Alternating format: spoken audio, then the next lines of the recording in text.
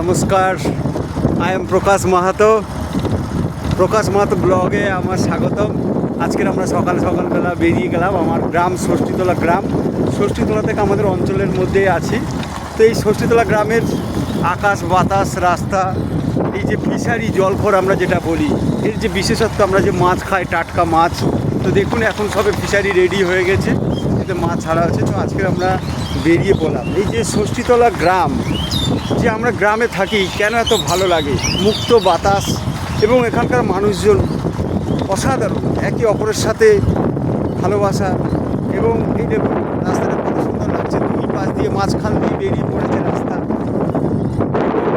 দুই পাশে হচ্ছে এই দেখুন সমুদ্রের মতো জলরাশি, টিকটিক করছে জল, এবং দুই পাশে জল, এক পাশে মিডিলে মাঝখানে রাস্তা।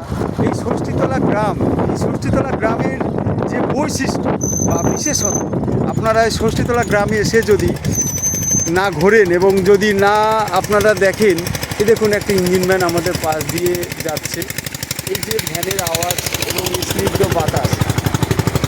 তো যেটা বলছিলাম যে ষষ্ঠীতলা গ্রামের যে বিশেষত্ব বা বৈশিষ্ট্য, পশ্চিমবঙ্গের মধ্যে সুন্দরবন অঞ্চলের একটা অধ্যুষিত গ্রাম ষষ্ঠীতলা গ্রাম, যেটা আটপুকুর অঞ্চলের মধ্যে হাড়োয়া থানার মধ্যে অবস্থিত।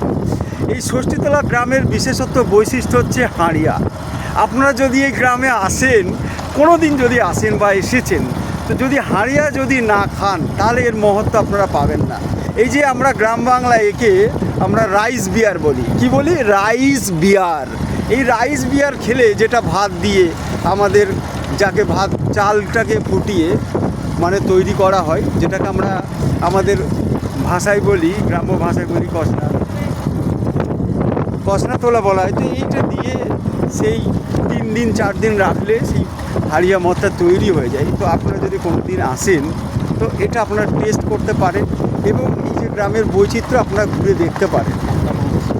এখানে আপনারা বাগদা মাছ পাবেন, কাতলা মাছ পাবেন, রুই, পোনা, মৃগেল থেকে এটসেট্রা, চিংড়ি মাছ থেকে শুরু করে সমস্ত শোল, চ্যাং, সমস্ত কিছু পাবেন।